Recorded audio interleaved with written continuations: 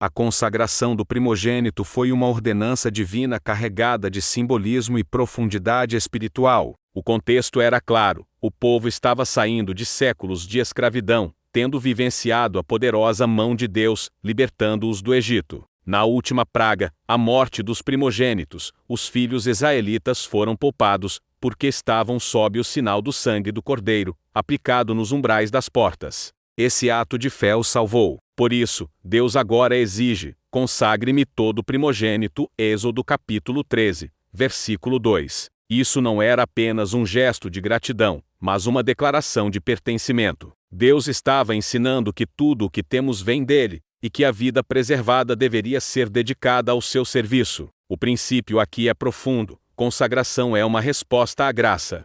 Assim como os primogênitos foram salvos da morte, somos salvos por Cristo, o Cordeiro de Deus. Isso remete diretamente ao que Paulo escreveu em Colossenses capítulo 1, versículo 14, em quem temos a redenção, a remissão dos pecados. A redenção do primogênito era, portanto, um lembrete constante do preço da salvação, um preço que, para nós hoje, foi pago na cruz. O mandamento também envolvia uma ação prática. Os primogênitos dos animais eram sacrificados, mas os filhos deveriam ser resgatados por meio de uma oferta substitutiva. Êxodo capítulo 13, versículos 12, 13 e 15. Isso apontava para o princípio da substituição, um dos pilares do plano da salvação. Aqueles filhos foram salvos porque algo foi entregue em seu lugar.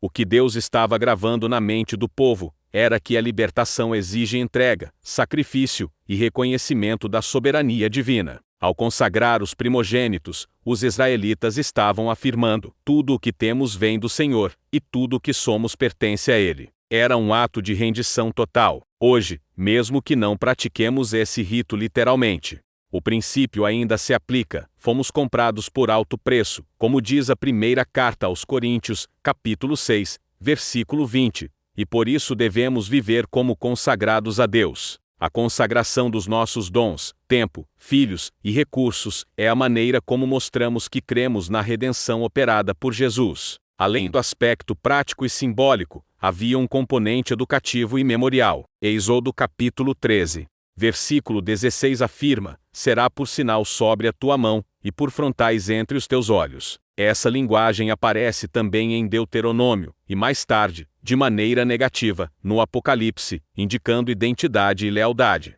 Aqui, porém, representa a integração total da fé na vida. A mão simboliza as ações, e a testa, os pensamentos. Ou seja, essa verdade redentora deveria moldar tanto o comportamento quanto o entendimento do povo de Deus. A fé não é uma ideia abstrata. Tiago, ao escrever sua epístola, reforçou isso claramente ao dizer: a fé sem obras é morta. Tiago capítulo 2, versículo 26. A consagração do primogênito era uma forma de Deus ensinar ao povo que fé verdadeira gera ações práticas, e que viver em aliança com Ele exige manifestação visível dessa fé em todas as esferas da existência humana. Portanto, quando Deus pede a consagração dos primogênitos, Ele está desenhando um retrato profético da salvação. Está anunciando que todo aquele que é poupado da morte pelo sangue do Cordeiro deve viver uma vida dedicada ao Senhor. Assim como os primogênitos do Egito morreram, e os de Israel foram salvos por causa do sangue, também nós estávamos condenados, mas Cristo nos redimiu com seu sangue. Ele é chamado o primogênito entre muitos irmãos. Romanos capítulo 8, versículo 29.